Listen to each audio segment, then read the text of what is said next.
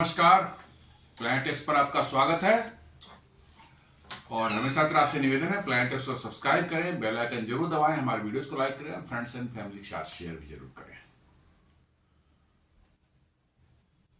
आज दोस्तों एक ऐसे नेचुरल फेनोमेना की बात करते हैं जो कि अपने आप में काफी खतरनाक होता है हर तरह से जो है, और इसके असर जो है कितनी दूर तक हो सकते हैं ये अब हम लोग को पता चल रहा है। जी हाँ, कभी आपने सुना है कि दिल्ली में या भारत के अंदर में एयर ट्रैफिक जो है वो बहुत बुरी तरह से इफेक्ट हुआ हो वॉल्केनो के फटने से, ज्वालामुखी वॉल्केनो के इरप्ट होने से या ज्वालामुखी फटने से, जो कहना चाहें। हम लोगों ने आज तक तो नहीं सुना, क्योंकि भारत के अंदर में एकमात्र जो एक्टिव वॉल्केनो है, ज्वालामुखी है, सक्रिय ज्वालामुखी जिसको कहते हैं, वो है अंडमान निकोबार द्वीप समूह में एक छोटे से द्वीप पर है, जो जिसमें थोड़े थोड़े जो है इरप्शंस जो बीच बीच में होते रहते हैं, लेकिन उससे हम यहाँ पर कोई खास असर होता नहीं है, क्योंकि बहुत मैसिव इरप्शंस कभी नहीं हुआ, छोटे छोटे इरप्शंस होते रहते हैं। लेकिन अभी कल पिछले 2 दिनों में जो है एक ऐसी इरप्शन हुई है, वो भी हमारे यहां से कम 4000 किलोमीटर दूर इथियोपिया में, और उस इरप्शन के चलते जो है उससे ऐश और जो स्मोक एंड प्लूम्स जो हैं वो एटमॉस्फेरिक एक्टिविटी की वजह से जो है इथियोपिया से जो है अरेबियन सी क्रॉस करके पाकिस्तान के ऊपर से होते हुए भारत में प्रवेश कर गया है, और दिल्ली और एनसीआर रीजन के ऊपर से गुजर रहा है, और उत्तर प्रदेश वगैरह के इलाकों से ऊपर से गुजर रहा है, और इससे बड़ी तादाद में जो है हमारे फ्लाइट डिस्ट्रप्शंस हुए हैं। जी हाँ, फ्लाइट डिस्ट्रप्शन काफी बड़े तादाद में जो इंटरनेशनल फ्लाइट्स भी इधर से रास्ता उन्होंने बदला है, और डोमेस्टिक फ्लाइट्स भी जो हैं वो काफी ज्यादा मतलब कि जो है इफेक्टेड हुए हैं। तो आइए आज इसी को समझने की कोशिश करते हैं कि क्या है और कैसे हुआ है। ये न्यूज आती है मिंट में जो है, ये कहता है silent for 12,000 years Ethiopia's volcano erupts spew ash towards India Pakistan flights affected. मतलब कि 10 से 12,000 साल पहले वो एक्टिव था। जी हाँ, 12,000 साल पहले वो एक्टिव था, उसके बाद से वो डॉर्मेंट था, ऑलमोस्ट लोग भूल चुके थे उसको,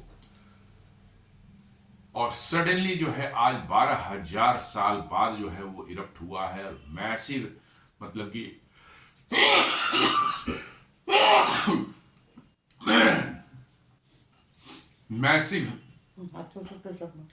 मैसिव प्लूम ऑफ, मतलब कह सकते हैं कि डस्ट एंड स्मोक जो है इस एटमॉस्फेयर में काफी ऊंचाई तक 10 से 15 किलोमीटर तक जो है ऊपर उठ गई, और वहां से जो है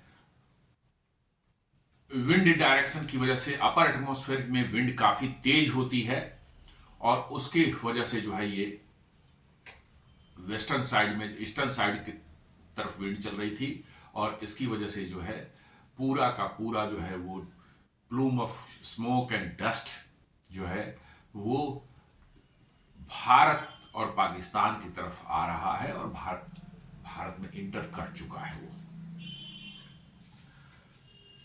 अब इसको देखें कि क्या हुआ है इथियोपिया में। तो एक वहां बहुत ही पुराना वॉल्केनो जो है, डॉर्मेंट वॉल्केनो था, 12,000 साल से उसमें कोई एक्टिविटी नहीं थी।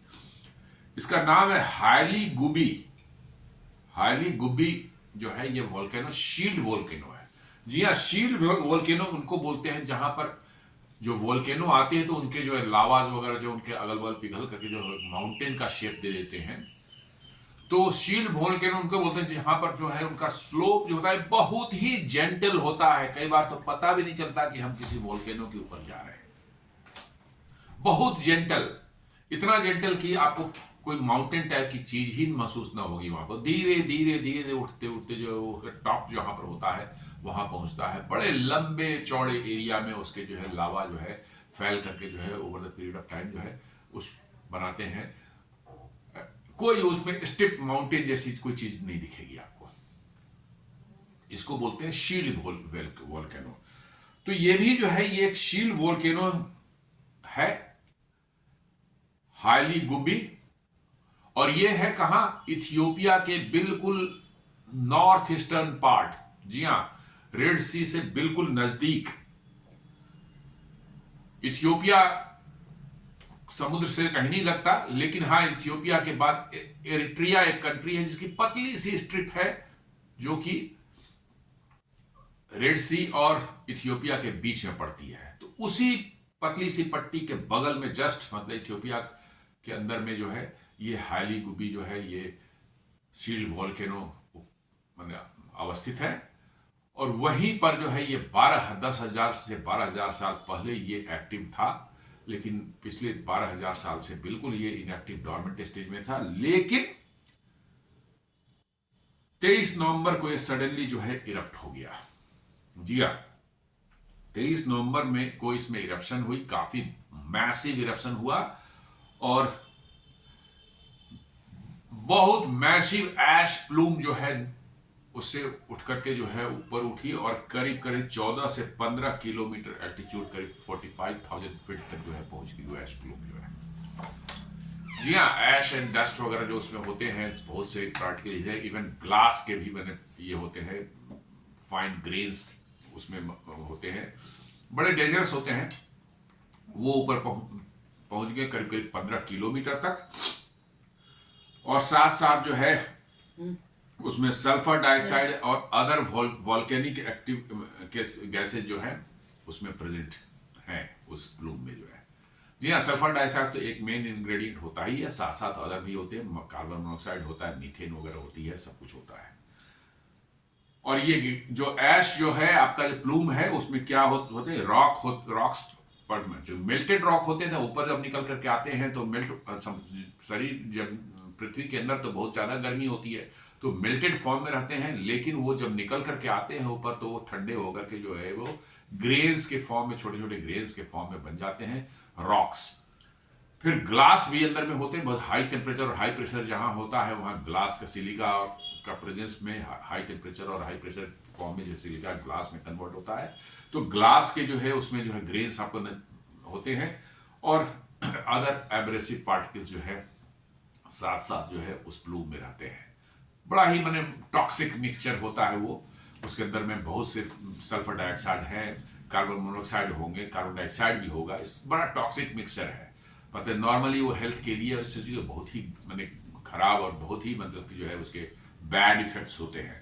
ये सारे के सारे जो है वो ऐश प्लूम में जो है 15 किलोमीटर ऊपर तक उठ गए और वहां से जो है चूंकि विंड डायरेक्शन वहां उस समय ईस्टर्न साइड की थी तो वो ईस्टर्न साइड में जो है रेड सी के ऊपर से होते हुए, अरबियन सी के ऊपर से होते हुए जो है इंडिया पाकिस्तान का जो बॉर्डर आप बोलते हैं गुजरात सिंध वाला, वहां से की तरफ से दिल्ली की तरफ वो आ गई।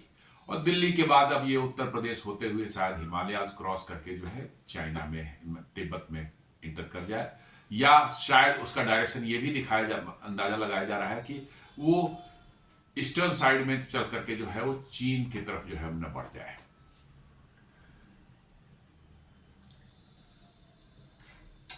अभी मैप में जो ये आप देखेंगे तो ये बिल्कुल कह रहा है कि रेड सी को जहां आप बाबल मंडेब देखते हैं ना, जो यमन और जिबूटी के बीच में पतली सी स्ट्रेट है, हार्डली 7-8 किलोमीटर की, बस वहीं उससे थोड़ा सा ऊपर में जो है लगता है कि अराउंड 100 किलोमीटर ऊपर में होगा।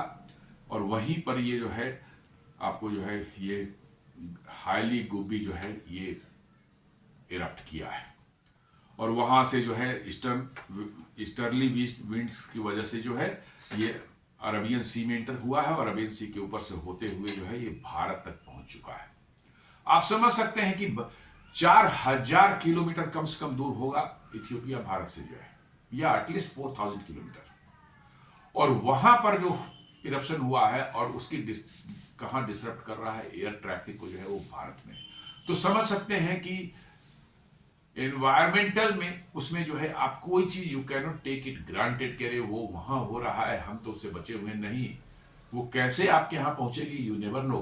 अपर एटमॉस्फेरिक विंड्स जो हैं वो उनके अलग फ्लो के मतलब के तरीके हैं, अलग उनका फ्लो का डायनेमिक्स है, वो कहाँ ले जाएंगे आपको पता नहीं चलेगा।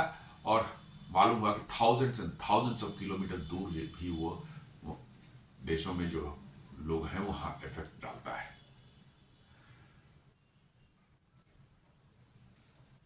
ट्रेजेक्ट्री यदि इस प्लूम का देखें carried by upper strong upper atmospheric winds जो हैं उसके जो है अपर एटमॉस्फेरिक विंड्स जो हैं स्ट्रॉन्ग अपर एटमॉस्फेरिक विंड्स हैं, उसकी वजह से जो है ये कहां से इथियोपिया से ट्रेवल करके पहले रेड सी के ऊपर गए, फिर अरबियन पेनिनसुला के बीच में गए, फिर ओमान यमन एंड ओमान के ऊपर से क्रॉस करते हुए और फिर अरबियन सी पर आए और तब वहां वो इंटर कर रहे हैं कहां भारत में। ये कम से कम मैं बता रहा हूं 4000 किलोमीटर से कम डिस्टेंस नहीं है ये, और वहां पर जो है एक वोल्केनिक इरप्शन होता है और उसका इफेक्ट पर दिखता है कहां भारत में। तो this is a really interesting as well as dangerous मतलब कि जो है थिंग टू डिस्कस। ये गुजरात के एयर स्पेस के ऊपर इंटर करता है और moved towards Rajasthan, Maharashtra, Haryana and Punjab and new Delhi NCR.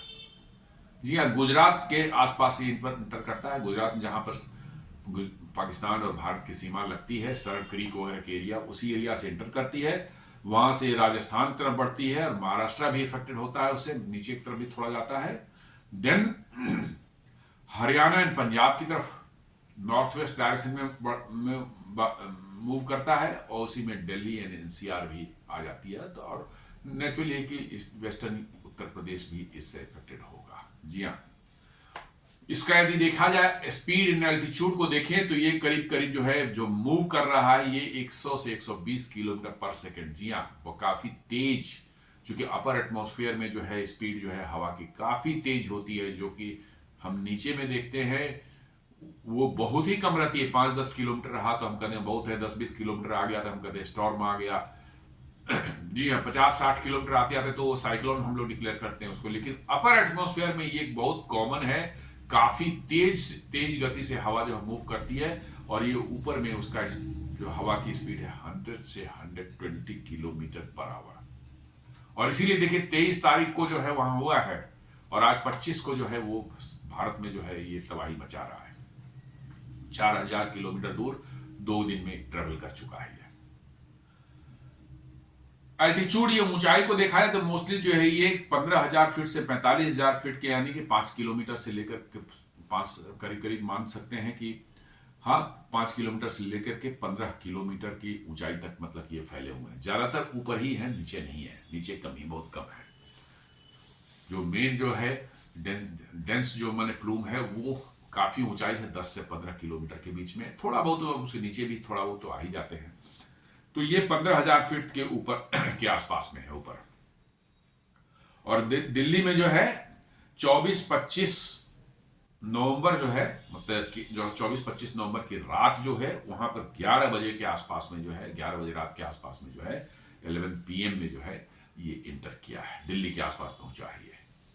और इससे जो है और दिल्ली से जो है ये फिर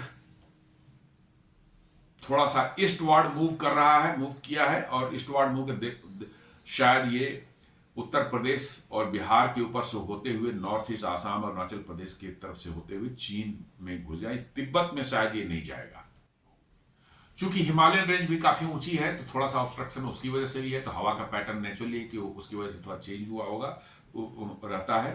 तो ये वहां से मूव करेगा ईस्ट की तरफ जो है, और ईस्ट की तरफ जो है भारत में बिहार, उत्तर प्रदेश, बिहार, बंगाल, आसाम और अरुणाचल प्रदेश वगैरह होते हुए जो है ये इंटर करेगा चाइना के अंदर में जो है।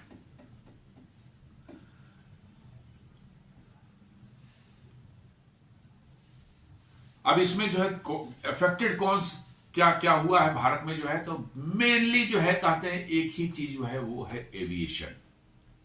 जी हाँ, एविएशन में जो है, चूंकि एविएशन की फ्लाइट का जो है एल्टीट्यूड भी वही होता है 30,000 से 35,000 फीट के आसपास में, और वही तो ये पर हैं। जी हाँ, उसी उसी उसी के आसपास में एविएशन जो है नॉर्मली जो है वो जब अपना उड़ते हैं तो 30,000 से 35,000 फुट के आसपास में, थोड़ा सा यदि इंटरनेशनल फ्लाइट हुए, बड़े फ्लाइट हुए तो वो 40,000 फुट तक भी चले जाते हैं।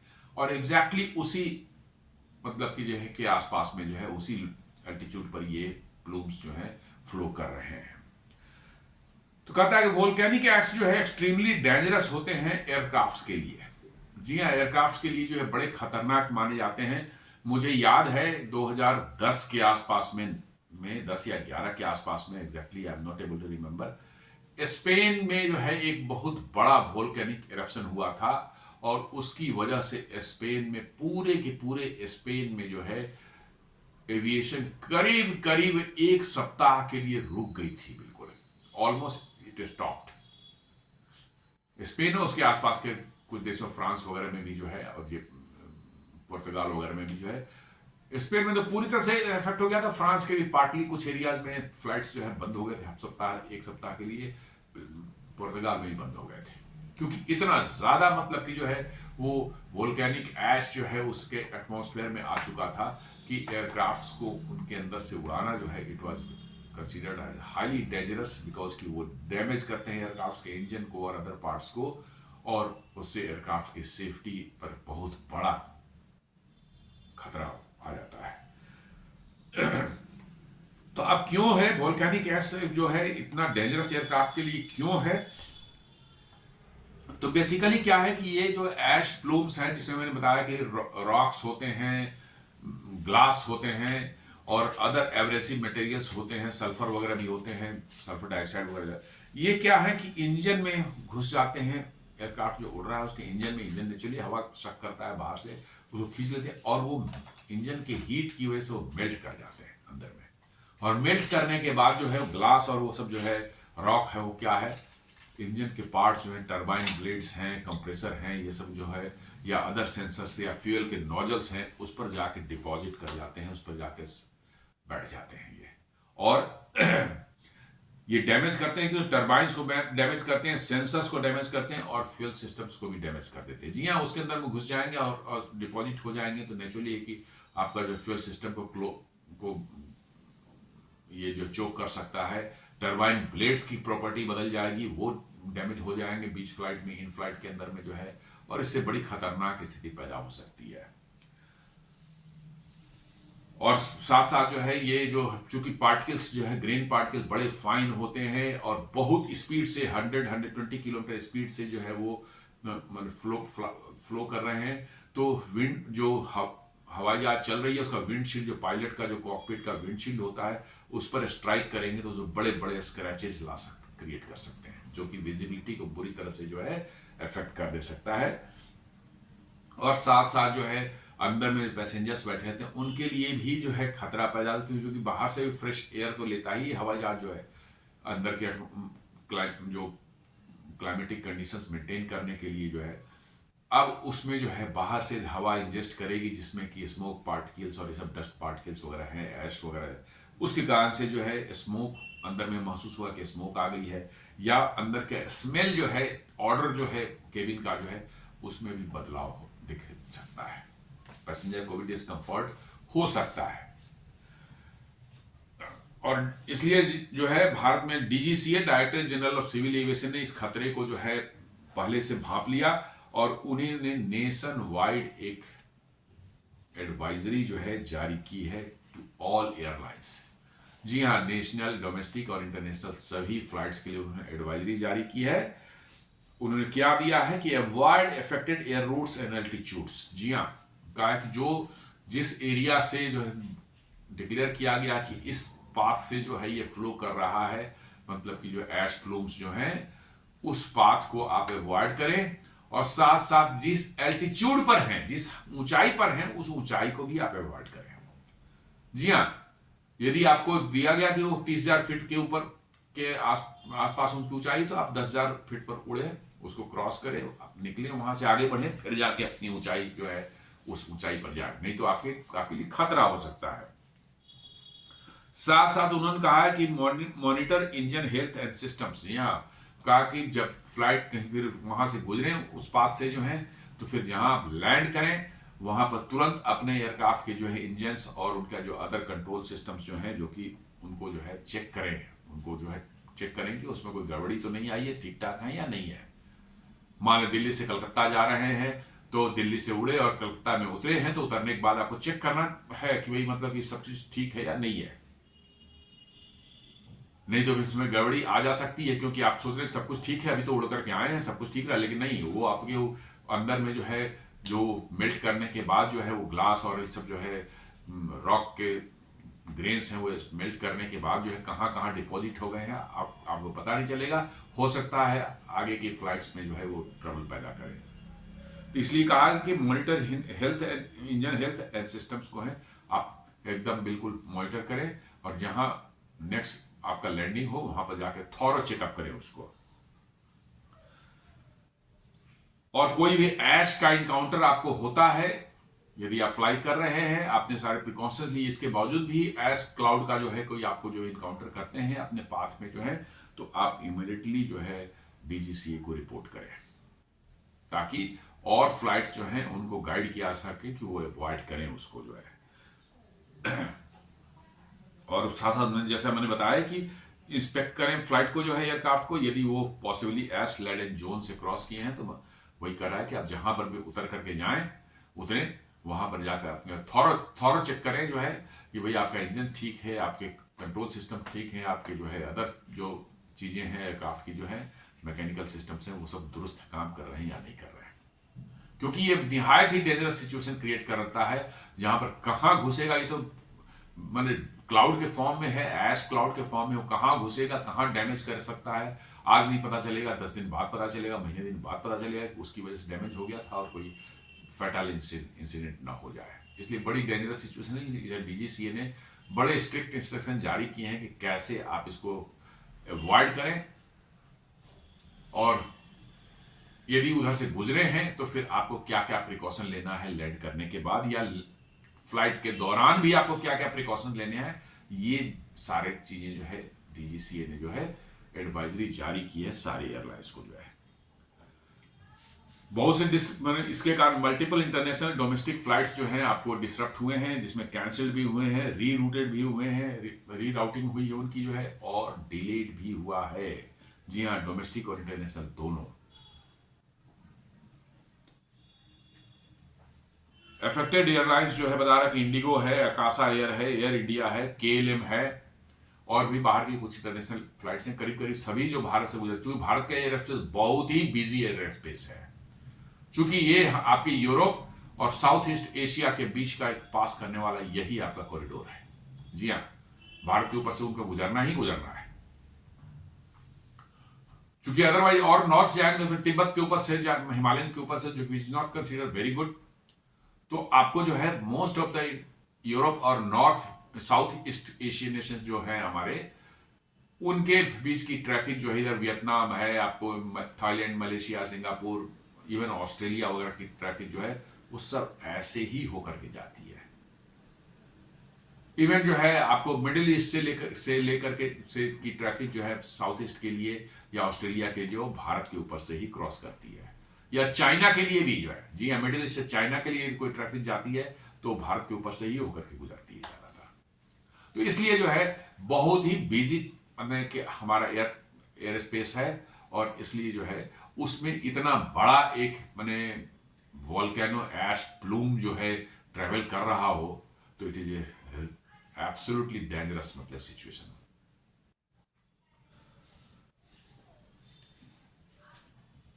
रीजन बताया जा रहा है कि ash entered busy flight corridors over western and northern India. जी हाँ, वेस्टर्न एंड नॉर्दर्न इंडिया ही हमारा सबसे बिजी फ्लाइट कॉरिडोर है, और उसी रीजन है मेनली जो है ये ऐश प्लूम आया है। साउथ इंडिया में एब्सोल्युटली कोई दिक्कत नहीं है।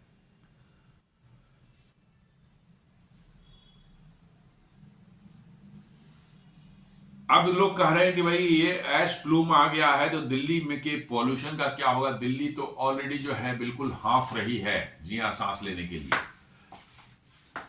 AQI इंडेक्स 400 से ऊपर जा चुका है, वहां पर ग्रेप 3 मतलब कि जो है लागू हो चुका है, जिसमें अब हाफ ऑफ द गवर्नमेंट और प्राइवेट जो ऑफिसेज हैं उनको कहा गया कि half of the people will work from home. साथ साथ जो है भारत BS4 की जो गाड़ियां हैं उनका जो है चलना बंद कर दिया गया। सिर्फ BS6 गाड़ियां चलेंगी दिल्ली के अंदर में जो है, अभी जब तक ग्रैब 3 लागू रहेगा। तो सिचुएशन ऑलरेडी खराब है। तो अब लोगों का कहना है क्या ये जो ऐश प्लूम दिल्ली के ऊपर से गुजर रही है तो इससे और हमारा जो है एयर क्वालिटी इंडेक्स और खराब होगी या पोल्यूशन की स्थिति और विकट होगी। तो लोग कह रहा है कि ये चूंकि ऐश प्लूम बहुत ऊपर है हवा एटमॉस्फेयर में जो है 15 किलोमीटर 10 से 15 किलोमीटर के बीच में है, तो और दिल्ली का पॉल्यूशन जो नीचे में जो है ये मेनली जो है हमारा जो है व्हीकल्स से आती है। पराली जो जलाते हैं पंजाब हरियाणा में सब्टल बर्निंग उससे आती है, और इंडस्ट्रीज हैं उसकी वजह से आती है, और साथ साथ कंस्ट्रक्शन के डस्ट जो है उसकी वजह से आती है। इसलिए जो है चूंकि ये इतना ऊपर है कि इससे कोई दिल्ली के पॉल्यूशन पर फर्क पड़े, एक्सपर्ट्स का ये मानना है कि ऐसा कुछ दिख नहीं रहा है। जी हाँ, ऐसा कुछ दिख नहीं रहा है कि दिल्ली के पॉल्यूशन पर जो है इससे फर्क पड़े। जब तक कहते हैं कि कोई बहुत ऐसा अनयूजुअल वर्टिकल मिक्सिंग ना हो जाए कि ऊपर से नीचे की ओर या नीचे से ऊपर से नीचे की ओर जो पूरा ऐश प्लूम है उसका मूवमेंट ना शुरू हो जाए, जिसकी संभावना न के बराबर है करीब करीब, तब तक ऐसा कुछ नहीं हो सकता। ये ग्राउंड लेवल पर नहीं पहुंच सकते। इसलिए दिल्ली में पॉल्यूशन पर इसका कुछ खास असर नहीं होने वाला, रादर कह सकते हैं कि ना के बराबर है। हाँ, ये थोड़ा सा माइनर जो है आपको जो है सनलाइट वगैरह में आपको दिख सकती है। सनलाइट जो है थोड़ा और हेजी नजर आएगा, लेकिन ये इसलिए नहीं है कि आपके इर्द गिर्द का पॉल्यूशन बढ़ गया है, बट इतना ऊपर का पॉल्यूशन बढ़ गया है। आफ्टर ऑल सनलाइट तो वहीं से आ रही है, उधर ऊपर से ही आ रही है, तो थोड़ा सा हेजी वहां दिख सकता है सनलाइट जो है। सम ऑप्टिकल इफेक्ट जो है, थोड़ा सा सनसेट जो है मैंने आपके इर्द गिर्द का जो है सनलाइट है थोड़ा सा हमने लगेगा कमजोर है और तो धीमा जैसा नजर आएगा, ऐसा आप महसूस कर सकते हैं। और साथ साथ का कहते हैं कि मिनिमम टेम्परेचर भी है वो भी थोड़ा सा बढ़ जाएगा। उसका कारण है कि ऊपर में जो ऐश प्लूम जा रही है उसके अंदर में जो है हाई एल्टीट्यूड पर हीट ट्रैपिंग एक लेयर बन गई है। हीट जो अर्थ से रेडिएट होती है रात में जो है, दिन में तो सनलाइट सन की वजह से गर्म होती है, और रात में जो हीट जो रेडिएट होती है, तो चूंकि आपका ऊपर में एक लेयर बन गया है तो हीट रेडिएट अर्थ की प्रॉपरली नहीं हो पाएगी। तो मतलब कि दिल्ली और उसके आसपास का एरिया जो है वहां जो मिनिमम टेम्परेचर जो है वो थोड़ा सा ज्यादा नजर आएगा, ऊपर आ जाएगा, मतलब थोड़ी सी ठंडक कम रहेगी, गर्मी बढ़ सकती है हल्की सी, जब तक वो प्लूम क्रॉस ना कर जाए पूरी तरह से जो है। और ये कर रहे हैं कि चूंकि उसमें SO2 भी है, मिक्स है, तो कहते हैं बहुत मार्जिनल जो है, ना के बराबर, लेकिन स्लाइट SO2 का जो है इंक्रीज जो है हो सकता है कि AQI इंडेक्स में जो है SO2 का इंक्रीज लिटिल बिट दिख सकता है। दिल्ली का AQI ऑलरेडी जो है 350 से ऊपर चल रहा है, जो कि वेरी पुअर कैटेगरी में आ रहा है। किसी भी तरह का एडिशनल इंपैक्ट इवन माइनर भी होगा वो बहुत ही दिल्ली के लिए जो है खतरनाक हो सकता है। तो खैरियत है कि प्लूम की हाइट इतनी ज्यादा है कि ये इससे दिल्ली की AQI पर कुछ खास असर पड़ने की संभावना नहीं लगती है, लेकिन यदि ऐसा होता तो दिल्ली के लिए डिजास्टर्स होता भी ये पीरियड कुछ दिनों के लिए। अब इम्पैक्ट जो है ड्यूरेशन एंड ज्योग्राफी की स्पीड जो बताया जा रहा है, रीजन्स अफेक्टेड इन इंडिया जो बता रहे हैं ये लोग Gujarat, Rajasthan, north west, Maharashtra, Delhi NCR, Punjab and Haryana, potentially parts of central India depending on wind shift. जी हाँ, ये सब स्टेट जो Gujarat, Rajasthan, north west, Maharashtra, Delhi NCR, Punjab and Haryana, ये तो हैं ही। और साथ साथ सेंट्रल पार्ट में जो है विंड का डायरेक्शन शिफ्ट हुआ था, हो सकता है सेंट्रल इंडिया में भी थोड़ा सा, उत्तर प्रदेश के सॉदर्न पोर्शन या MP के जो है अपर नॉर्दर्न पोर्शन में जो है, या बिहार के जो है northern portion, little bit impact दिख सकता है इसका। अभी कहते हैं कितने दिनों तक ये चलेगा, तो जो हमारे मौसम वैज्ञानिक हैं, मेट्रोलॉजिस्ट जो है वो कहते हैं कि ये पूरा का पूरा जो ये है इम्पैक्ट जो है करीब करीब एक दिन का 24 घंटे का मतलब कि जो है रह सकता है, या हो सकता है 1 से 2 दिन तक हो, as the plume moves fast eastwards, चूंकि काफी तेजी से मूव कर रहा है, इसलिए जो है इनका कहना है कि एक दिन में 24 घंटे या 24 घंटे से ज्यादा थोड़ा सा हो सकता है, उसके बाद इसका इम्पैक्ट जो है पूरी तरह से खत्म हो जाएगा। तो मुझे लगता है कि आज रात जो है 24 घंटे मतलब कि जो है, सॉरी 24 घंटे तो कल ही हो चुके, आज थोड़ा बहुत इम्पैक्ट हुआ होगा, अभी तो अब तक वो शायद खत्म हो चुका होगा। अब ये ट्रैवलर्स को जो है कहा गया कि एडवाइस दिया जाए कि वो अपने फ्लाइट्स को स्टेटस को फ्रीक्वेंटली चेक करें, और री राउटिंग जो है फ्लाइट्स की हो तो लास्ट मिनट में हो सकती है, तो उसको भी चेक करें वो।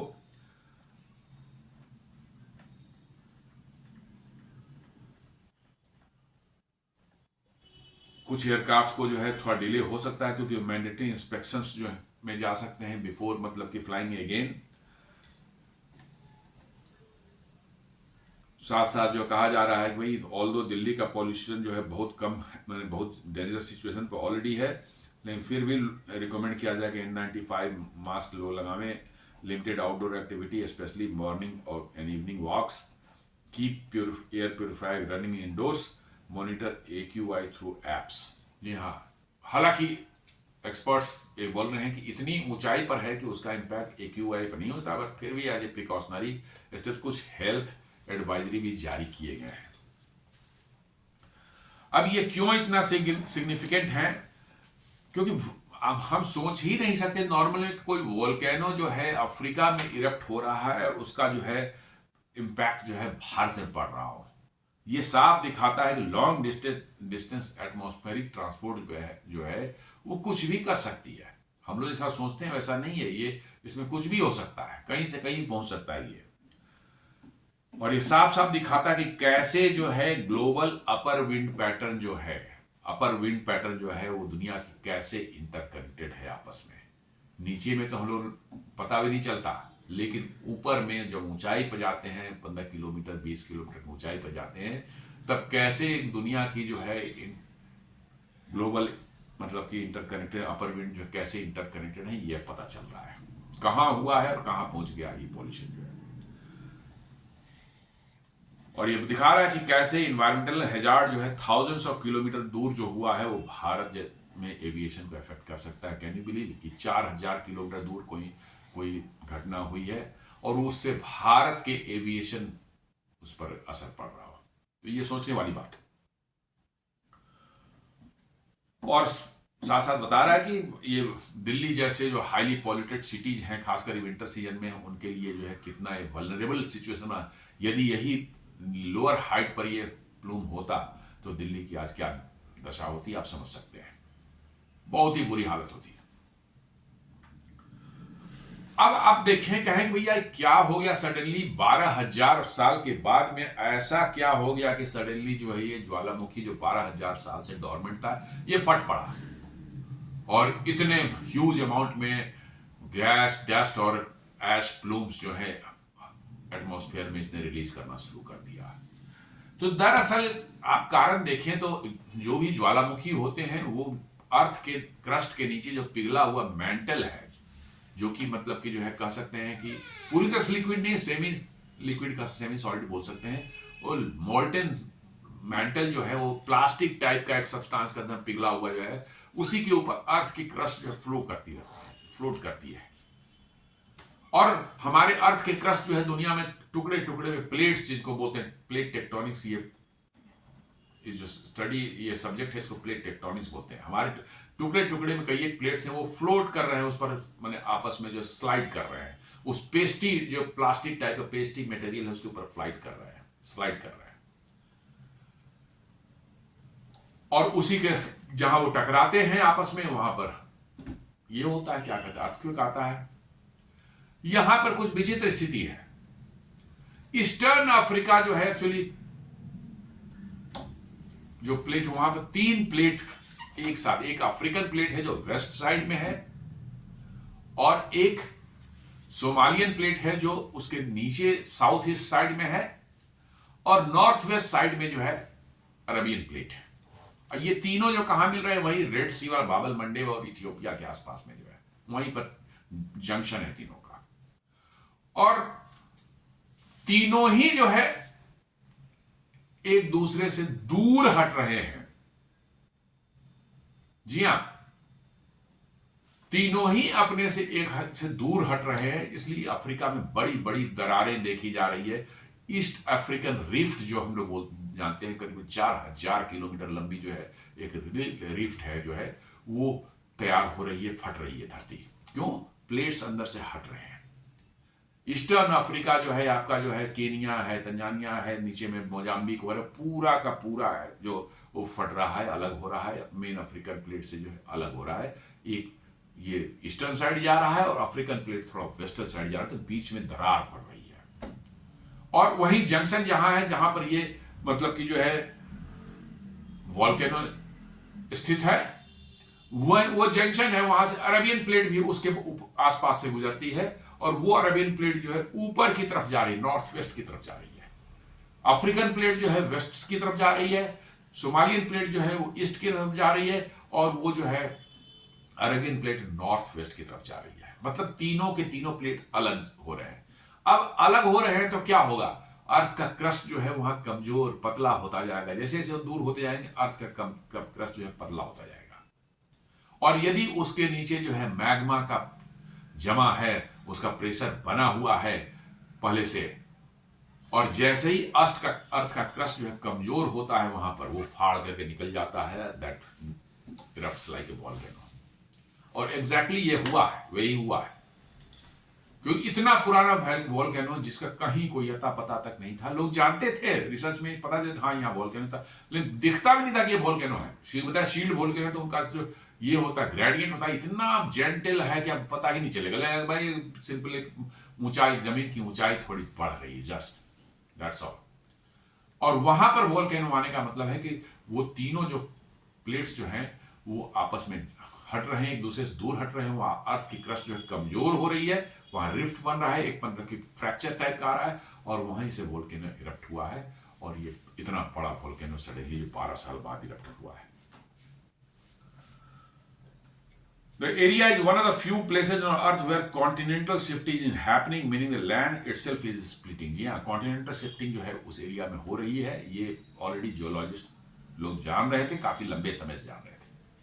ये अफ्रीका में देखा जा रहा है। अब ईस्टर्न अफ्रीका में आप देखें, कई जगह जो है लंबी लंबी दरारें आ रही हैं, सडनली नई दरारें जो है वो उभर करके आ रही है। साफ दिखा रहा है कि वो प्लेट्स जो है एक दूसरे से अलग हट रहे हैं। अब क्यों ये इतना इंपॉर्टेंट है? When the plates pull apart, the crust becomes thinner, allowing magma from the mantle to rise upwards over long periods. This can recharge magma chambers under sleeping volcanoes। जी हाँ, वही मैं बता, जैसे ही जैसे हुआ तो मैग्मा जो है ऊपर शिफ्ट होता है, और वहां जो खाली जगह बनती है आसपास से मैग्मा वहां रिचार्ज कर देती है, और वो वोल्केनो का फॉर्म में आने लगता है ऊपर। तो ये एक बहुत ही मतलब कि जो है जियोलॉजिकल फेनोमेना है अर्थ का जो है। और इनफैक्ट ये अर्थ की जो है, अर्थ पर जो लाइफ आज के दिन में है, इसी अर्थ के एक डायनेमिक जियोलॉजिकल जो एक्टिविटी अर्थ के अंदर में चलती रहती है, उसी की वजह से हम लोग सर्वाइव भी कर रहे हैं दुनिया में यहाँ पर। जी हाँ, जो जियोलॉजिकली डेड प्लैनेट्स हैं, लाइक आप कह सकते हैं वेनस और मार्स, इन सबों के से पर लाइफ होना असंभव है, क्योंकि जियोलॉजिकली वो जो चीजें रिक्वायर्ड हैं हमारे अर्थ पर ऊपर लाइफ सर्वाइव करने, वो सब चीजें नीचे से वोल्केनो के फॉर्म में आती हैं, और वो सब चीजें हमें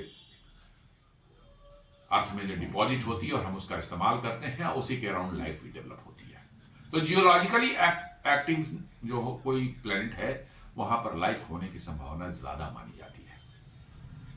और हमारा अर्थ जो है फॉर्चुनेटली जो है हाईली कह सकते हैं जियोलॉजिकली एक्टिव, मतलब ये है।